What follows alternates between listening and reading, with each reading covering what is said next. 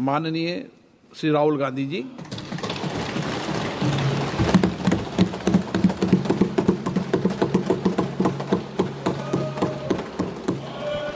Thank you, Speaker Sir, for allowing me to speak on the President's address.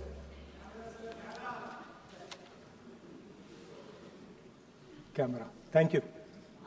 Double thank you, sir.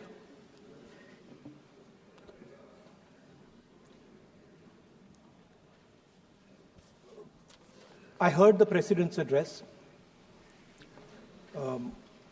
I sat there with Kharge ji and I listened to it. And I must say, I struggled through the President's address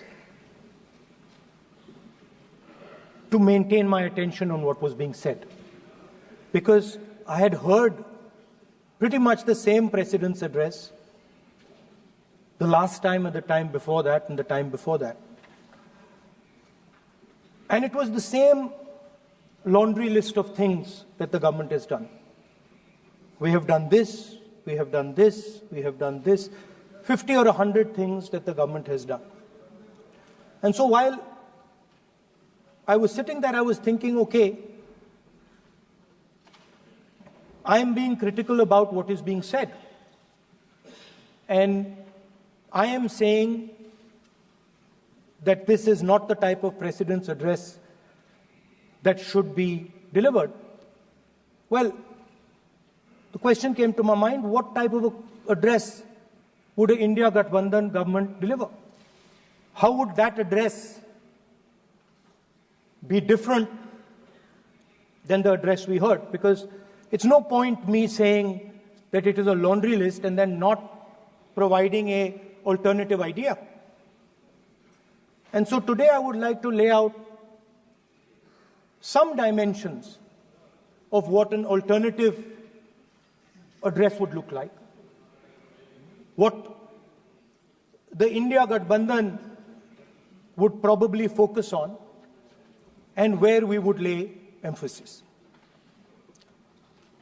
The future of this country is going to be decided by the young men and women of this country, the youth of this country. So I think anything we say has to be addressed to them, has to be spoken to them. The first thing in front of us, and this is something I'm sure the Prime Minister would accept, and pretty much everybody in this room will accept, is that even though we have grown fast, we are growing slightly slower now, but we are still growing. A universal problem that we have faced is that we have not been able to tackle the problem of unemployment. No, neither the UPA government nor today's NDA government has given a clear-cut answer to the youth of India about employment. I don't think anybody in this room will disagree with me. I'll give a little statistic for the Prime Minister. The Prime Minister, something I would agree with directionally. The Prime Minister proposed the Make in India program. I think a good idea. We saw the statues, we saw the functions, we saw the so-called investment, and the result is right in front of me. Manufacturing fell from 15.3% of GDP in 2014 to 12.6% of GDP today. That is the lowest share of manufacturing in 60 years. I'm not even blaming the Prime Minister, because I think it would not be fair to say he didn't try. I could say that the Prime Minister tried, and I think conceptually Make in India was a good idea, but it's pretty clear that he failed. because manufacturing went from 15.3% of GDP to 12.6%. So the first question that any alternative vision would answer to the youngsters of our country is, okay, what and how are we going to solve this problem of employment? Any country basically organizes two things. You can organize consumption, and then you can organize production. Modern way of saying organizing consumption is services. Modern way of saying organizing production is manufacturing. But there is more to production than simply manufacturing. For example, agriculture also is about production. Now, pretty much every government since 1990 has done a decent job on consumption, on organizing consumption. Which are the companies that organize consumption? Uber organizes consumption. Reliance organizes consumption. Adani organizes consumption. But we have, as a country, failed in organizing production. We have excellent companies that try to organize production. They are the Mahindras of this world. They are the Bajajs of this world. Part of Tata's organizes production, but the record of the country in organizing production is dismal. And essentially what we have done is we have handed over the organization of production to the Chinese. So this mobile phone, even though we are saying we make this mobile phone in India, that is not a fact. This phone is not made in India. This phone is assembled in India. All the components of this phone are made in China. The network that has produced this phone is made in China, is owned by China. So every time we use a phone, every time we wear a Chinese shirt, a Bangladeshi shirt, every time we wear a pair of Chinese sneakers, we are paying a tax to China.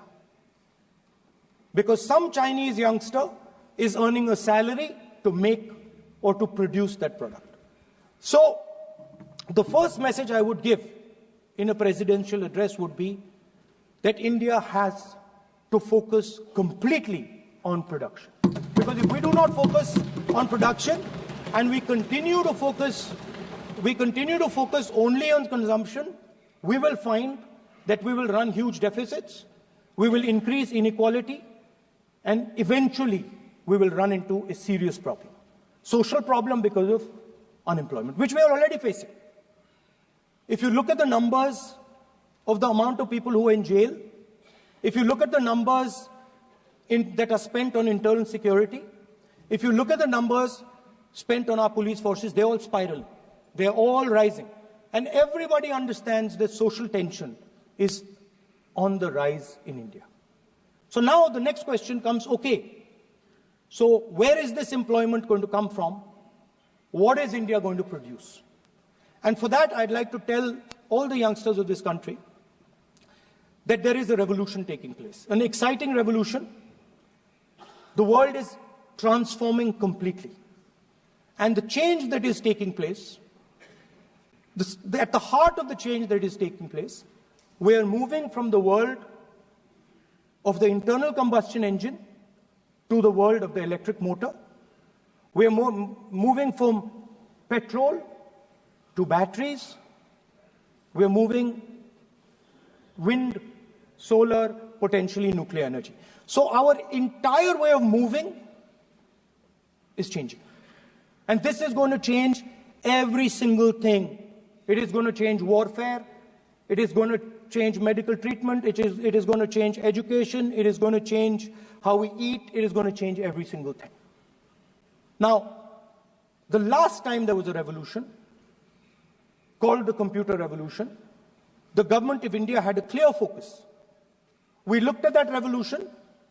It was the Congress government. We looked at the revolution and we decided clearly that we are going to focus on the development of software.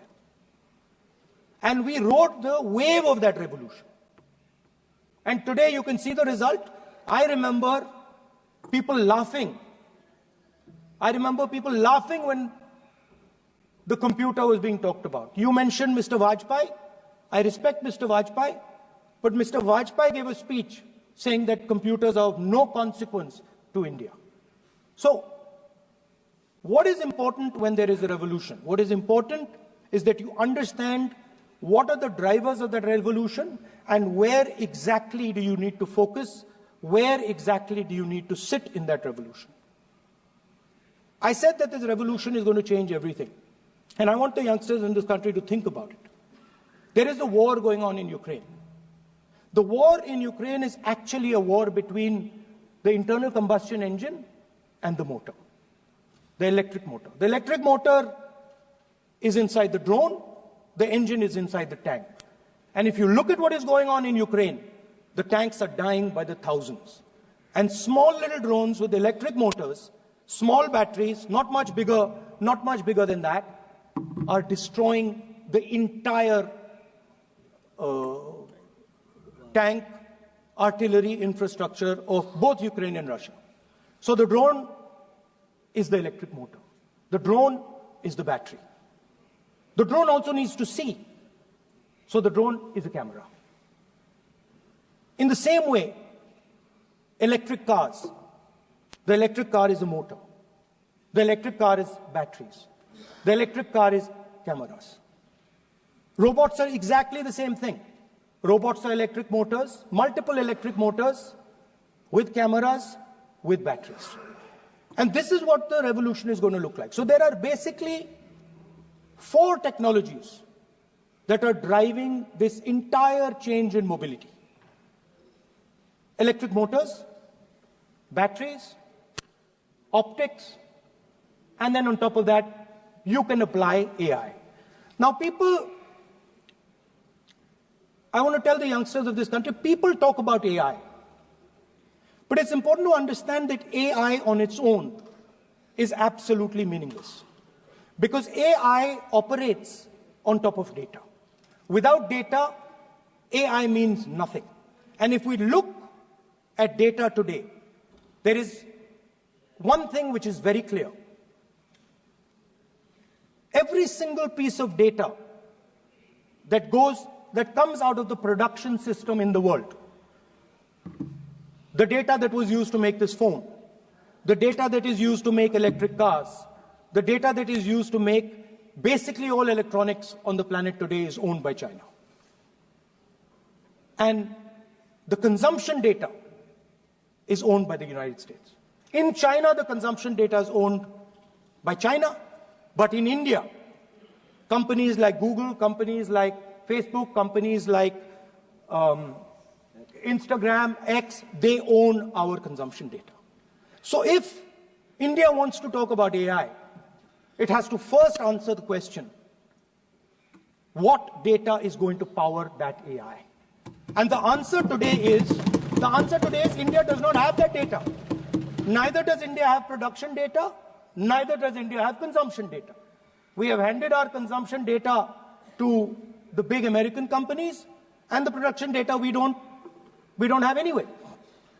So what would that vision look like? The first thing, we would start getting youngsters excited about this revolution. We would start to introduce the idea of a completely new way of moving, a complete revolution in how things move. We would start teaching our children in schools about batteries, about electric motors, about how these things combine, about how drones, robots, electric cars are structured, how they will work together. And most important, we have to start building a production network so that we can get access to production data. Now, what would we focus on? We would not give you a laundry list. China has at least a 10-year lead on India in this space. China has been working on batteries, robots, motors, optics for the last 10 years, and we are behind. So what would our president's address say to the youngsters? We will choose critical areas in each one of these technologies, and we will start to build capabilities in those areas. The second thing we would do, we would ensure that our banking system is not captured by 2 or 3 companies that basically do not allow you to build a production system. But our banking system is open, is dynamic, and is accessible to small and medium businesses and to millions and millions of entrepreneurs who want to take part in this revolution. Our foreign policy would take into account this revolution. When we talk to the United States, we would not send our foreign minister to invite our prime minister to his coronation. We would not send him 3 or 4 times, please invite our prime minister. Because if we had a production system and if we were working on these technologies, the American president would come here and invite the prime minister. So it is important to understand where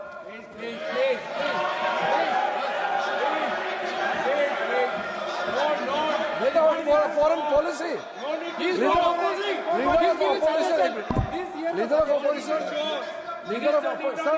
Leader of opposition cannot make such serious, unsubstantiated statement. This is related to the relation between 2 countries, and he is making an unverified statement about invitation of the Prime Minister of our country. Is matter of our dignity. How can you make such kind of statement? He is leader of opposition, sir. He should be responsible in making such statement. Sir, LOP is giving us very positive suggestions. Why they are worried, sir? For the country, he is giving. Leader of opposition has the information from any official source. He must inform the House. If leader of opposition has the information, please inform the House. Who has told you that foreign ministers visited for the purpose which you have mentioned? You must specify it. So, I'm sorry that disturbed you, that question. I apologize for disturbing your peace of mind.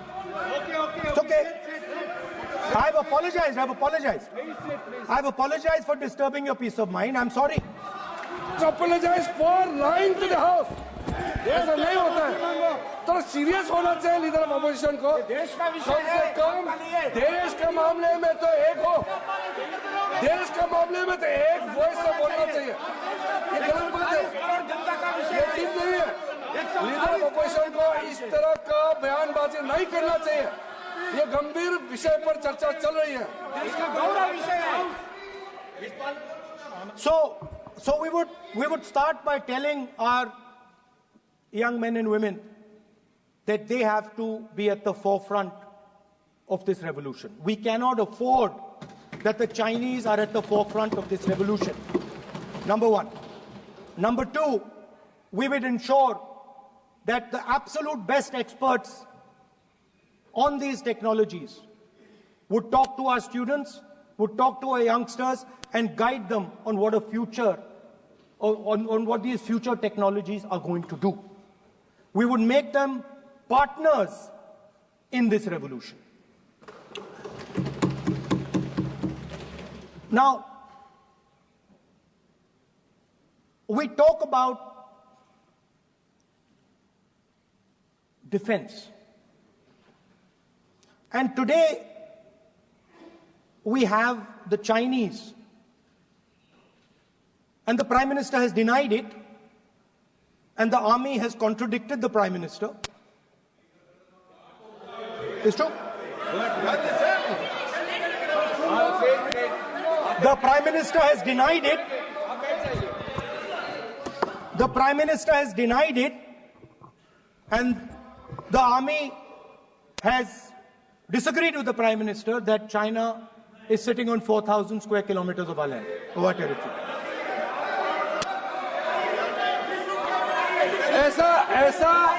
ऐसा इस सदन में अब मन चाहे बात नहीं बोल सकते हैं.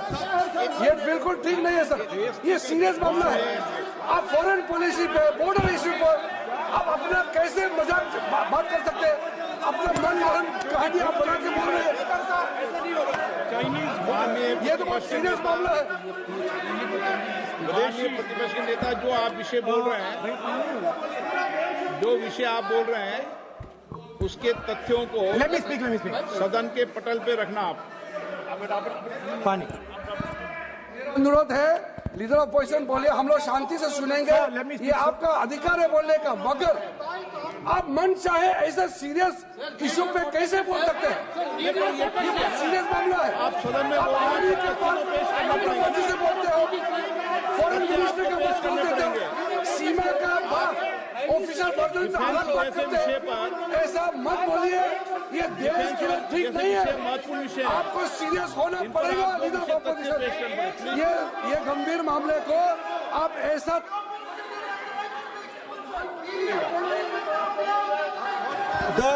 The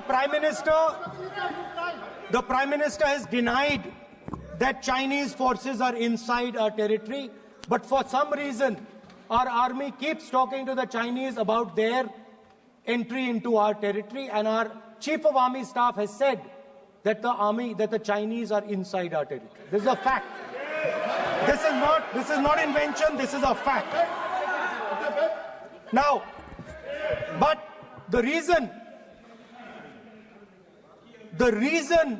China is inside our territory is important. Because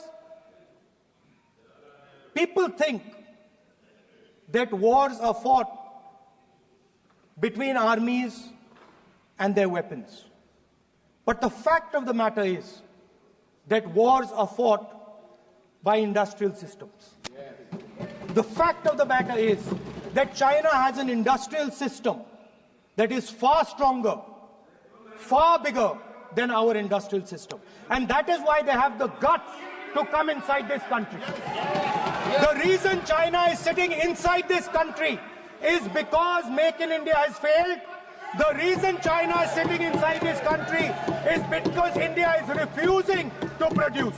And I am worried that India is going to give up this revolution to the Chinese once again. The reason I made this reference is because everything is connected. If and when we fight a war with China, we will be fighting with Chinese electric motors, Chinese batteries, Chinese optics, and we will be buying Chinese motors, Chinese optics, Chinese batteries. It is a non-sustainable proposition. That is why, for our security, for the future of our children, for the future of our country, we have to build a production system, and we cannot allow this revolution to go by. Now, the next step, we have a strategic partner called the United States. The partnership should focus on how India and the United States can work together to take advantage of this revolution. That is what the conversation should be on. Please understand that India is as important as the United States for the simple reason that they cannot build an industrial system without us. They cannot build a production system without us. No matter what they say, the Americans simply cannot do what India can do because their cost structure is much, much, much more expensive than ours. We can build things that the Americans would never imagine. India can do that. So that would be the first part of a president's address. We would talk to the youngsters in India and say to them, we want you to be partners in this revolution. We want to change the Indian banking system so you can have access to it. And we believe in you, we trust in you, and we believe you can take on the Chinese. That's the first part. The second part would be about participation. We have done a caste census in Telangana. And what we have found is shocking. Almost 90% of Telangana is either Dalit, Adivasi, backward, or minority. Almost 90%. And I am convinced that that is the story across the country. I am absolutely convinced that the OBC population of this country is not one less than 50%, possibly 55%. 16% are Dalits.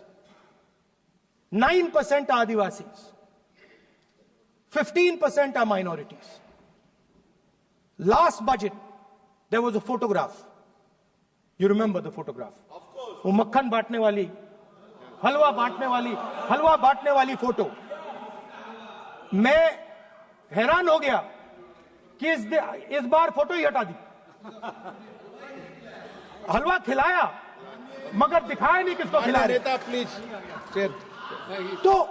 So at the center of any new development paradigm for this country, which runs parallel with the production paradigm I spoke of, which works together with the production paradigm I spoke of, is the participation of lower castes, OBCs, Dalits, Adivasis in the wealth of this country. If we look at the largest corporates in this country, they're all owned. None of them are owned by OBCs. None of them are owned by Dalits. None of them are owned by tribals. If we look at the biggest media companies that support the Prime Minister, every day we see the Prime Minister's pleasant face, smiling face on these media. None of them are owned by OBCs. None of them are owned by Dalits. None of them are owned by Adivasis. This is the fact. So central to any new development paradigm is the architecture of a new paradigm. And that architecture of the new paradigm can only be built once the caste census is placed on this table.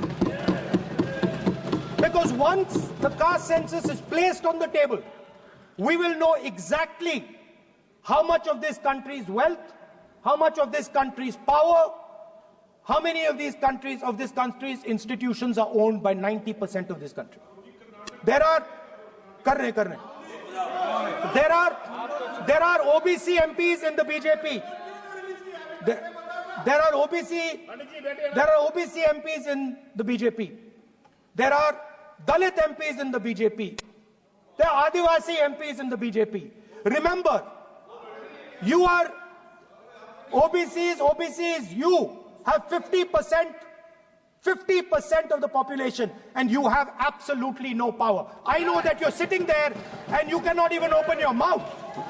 That is the truth of the country. प्रधानमंत्री का चेहरा आपको दिखाई नहीं देता है. जाति जनगणना, प्रधानमंत्री का चेहरा ये कुछ दिखता नहीं है. सोनिया गांधी, प्रियंका, ये लीडर ऑपोजिशन को कुछ दिखाई नहीं देता है. ओबीसी बात करते हैं. So the idea is, Speaker, so the idea.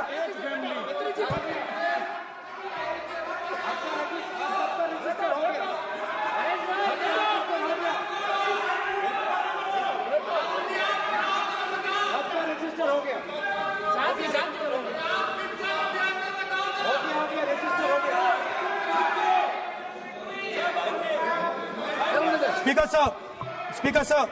So the idea is, on one side, allow India and the Indian youngsters to participate in the coming mobility revolution. Allow them to participate in building robots, in building drones, in building electronic items, in building EVs. And on the other, in the coming mobility revolution, allow them to participate in building robots, in building drones, in building electronic items, in building EVs, and on the other side, running parallel.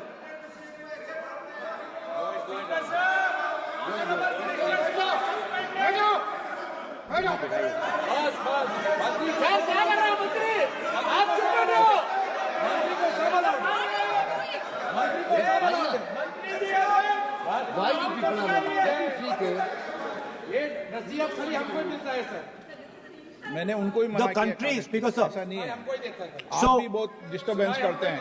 Okay, Speaker sir. So parallel ideas. One idea: participate in the mobility revolution. Whether you're thinking of economy, weapons, production, healthcare, India should participate in this revolution. India should become the master of the electric motor, master of the battery, master of optics, and master of AI applied on top of that production system. Now imagine the power of AI when we apply it to the caste census. You imagine what we will do with AI and what we will do with the social revolution in this country when we start to apply AI on the data that we get from the caste census. So we are going to run a parallel track. On one side, participation, revolutionizing the participation of Dalits, OBCs, Adivasis in the ruling of this country, in the institutions of this country, in distribution of wealth of this country. And on the other side, parallel track, challenge the Chinese and participate in the revolution and defeat the Chinese in electric motors, batteries, solar panels, and wind. Yeah. So that is the first two parts of any presidential election address that any India Gathbandhan leader would give you. The final, of course, we go back to the Constitution. This, our favorite, just like the production system is a weapon, just like Jati Jangarna is a weapon of transformation, this is what the entire architecture is built on. I remember before the elections, all of you were saying 400 par, and you were saying you would change this. And then I was glad to see that the Prime Minister walked in and then was forced to bow his head in front of the Constitution. It was a moment of pride for all Congress people that we had explained to the Prime Minister and to the whole country that no force will dare touch this. Yeah. I know that the RSS has never accepted this. Mohan Bhagwatji has said that India didn't get independence in 1947. He has said that this constitution is meaningless. I know that is at your heart. We will never let your dream come true. This constitution is going to rule India always. Now, एक minute आप प्रतिपक्ष के नेता हैं, मेरा आपसे आग्रह है कि जो विषय आप रखें वह तथ्यों पर आधार पर रखें, उचित होगा। मैंने आपको पहले भी कहा, और जो सदन के सदस्य नहीं हैं उनकी चर्चा न करें। बताता हूं सर, मोहन भागवत आप नियम प्रक्रियाओं की पालन करें, आपसे अपेक्षा। सर, मोहन भागवत जी ने स्टेटमेंट दिया। मोहन भागवत का statement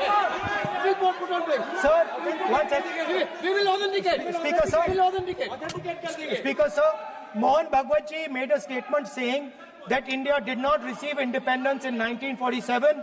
It received independence when the Ram Mandir was inaugurated. We will place that on the table.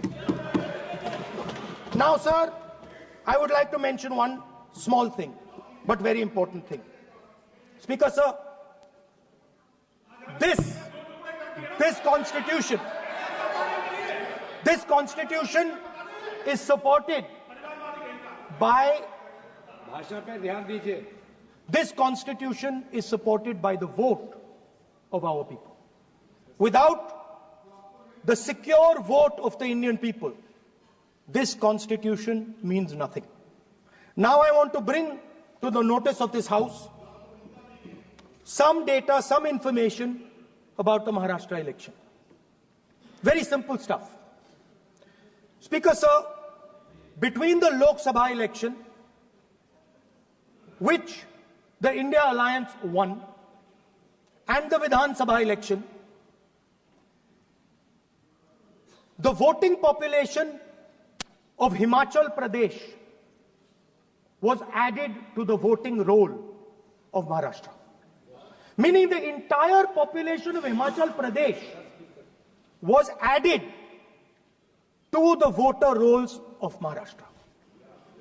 Please understand what I am saying. In Lok Sabha, the difference between Lok Sabha and Vidhan Sabha was the population of Himachal. The entire population. Almost 70 lakh new voters suddenly arrived between Lok Sabha and Vidhan Sabha. Now, the most interesting part, and the Prime Minister is not looking at me, The most interesting मैं part. सुन रहा है, मजबूरी है। आप The तर्क most पे बात कर रहे interesting हैं, part तर्क पे नहीं, सब मैं कह रहा हूं कि सुनेंगे, देख नहीं रहे मुझे। तर्क पे बात करो। मुंह नीचे कर लिया suddenly. The most interesting part is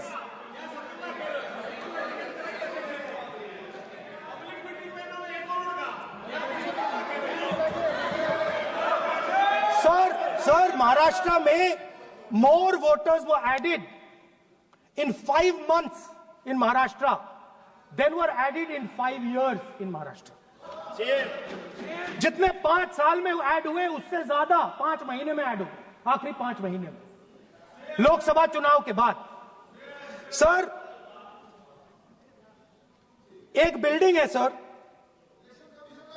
Shirdi में, एक बिल्डिंग में 7,000 नए वोटर एक बिल्डिंग में ऐड हुए सर। एक बिल्डिंग में 7,000 नए वोटर ऐड हुए सर।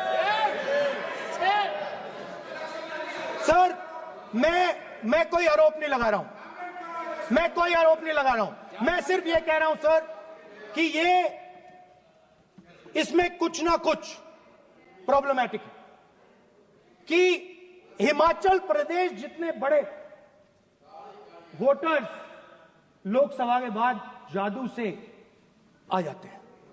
अब हम क्या कह रहे हैं, हमने इलेक्शन कमीशन से रिपीटेडली कहा है कि हम आरोप नहीं लगा रहे हैं, आप एक काम कीजिए, हमें लोकसभा की वोटर लिस्ट दे दीजिए, नेम एड्रेस और इलेक्ट्रॉनिकली दीजिए, और विधानसभा नहीं है। नहीं सर, नहीं नहीं नहीं नहीं नहीं नहीं स्पीकर सर वो सब वेबसाइट पे रहती है, सब जानते हैं, कभी भी कोई निकाल सकता है। स्पीकर सर, मैं समझा देता हूं सर। स्पीकर सर, वो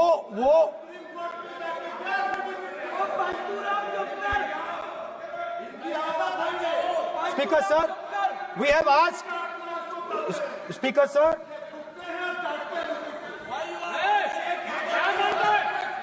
Speaker sir, we are asking this question. We are asking this. Speaker sir, population of Himachal Pradesh. Please. Population of Himachal Pradesh has voted. Extra has voted in Maharashtra. We are saying to the Election Commission, please give us the names and addresses and polling booths of all the workers in the Lok Sabha and all the workers in the Vidhan Sabha, so we can calculate who these new workers are, who these new voters are. Interestingly, the new voters are mostly in the constituencies that the BJP has swept. Please understand, the new voters have been added mostly in the constituencies where BJP has swept. I am still not making an allegation. I am saying on the floor of the House that the Election Commission has to give the data of the Maharashtra elections to the Congress Party, to the Shiv Sena and to the NCP, so that we can see exactly where these voters have been added, who has been subtracted, who has been added, where they have been added. This is not an irresponsible request. This is a very simple request for them to fulfill. The reason I am saying this, sir, is because the rules have been changed. This is not just said in isolation. Speaker, sir, the election commissioner used to be chosen by the Prime Minister, Leader of Opposition, and the Chief Justice. Sir, the Chief Justice was removed from that committee. Why? Why? This is a question, sir. This is a question to the Prime Minister. Why was the Chief Justice removed from the committee? Now, in a few days, I am going to go to the meeting. I am going to go to the meeting. There's going to be Mr. Amit Shah and Mr. Modi ji. And there's going to be me. 2 to 1. Why am I even going to the meeting? What is the purpose of me going to the meeting? I am only going to the meeting to certify what Modi ji and Amit Shah ji are going to say. Right? Whereas if the Chief Justice was there could be a discussion. Chief Justice and Leader of Opposition could say, no, we don't agree. So, there seems to be a calculated strategy. Now, just prior to the Lok Sabha, the election commissioner was changed and 2 new election commissioners were placed. Yes. We know that election dates were changed. Yes. We know that the elections were postponed. These are facts. These are not things I am inventing. So, in order to safeguard this constitution, the entire opposition requests the data for the Maharashtra election. We request the data and the electoral voter list for Lok Sabha and the corresponding list for Vidhan Sabha. And I am very confident that the Election Commission will not give us this information. Speaker sir, that is broadly. So the third element of our President's address would be a determined defense of India's institutions, of our democratic system, and a re-look at our entire democratic framework, and the looking again at all the institutions that have been taken away from the people of India. So those would be the type of things that we would say in a presidential address. I'd like to finally say one thing. In the last, थोड़ा बढ़ा देता हूँ. अब मैं थोड़ा और खींचूंगा. अब और खींचूंगा थोड़ा. अब और खींचूंगा. So in the last, there is a background, a philosophical background to what I am saying. Essentially, what I am saying to the youngsters of India and to this house is that instead of focusing on multiple things, instead of telling us a laundry list, give us a strategy, give us a vision, make it clear, right? Now, there is a philosophical basis to this. There is even a deep philosophical basis to this. I showed you the picture of Shivji, which you didn't allow me to show. I showed that picture for a reason. What does that picture tell us?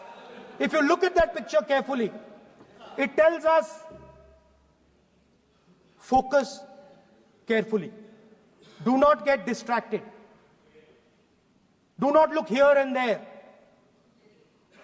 Do the job at hand. So there is a philosophical basis to the speech I have given. I have not told the House and the country that we will do this, and this. This is the philosophy of Shivji. Say what you have to say, but be clear that you're going to do that one thing and don't do 56, 70 different things. So there is a link between our philosophical tradition, our religious tradition, and what I'm saying. And that is what India needs to do. India needs to connect the past, the values of the past. You talk about Sardar Patel ji, but you destroy Sardar Patel ji's values every day. You talk about Ambedkar ji, you destroy his values every day. You talk about Nehru ji. No, you don't talk about Nehru ji. Right? You bow in front of Buddha. You destroy what he says. So the point is, you have to be truthful to what you are, right? And it is important that when you are giving a way forward to the nation, there is clarity of purpose. There is no hatred, there is no violence, there is no anger. Speech has not been angry, has not been nasty. My speech has been very polite, very kind, and I thank the Prime Minister for coming and listening to it.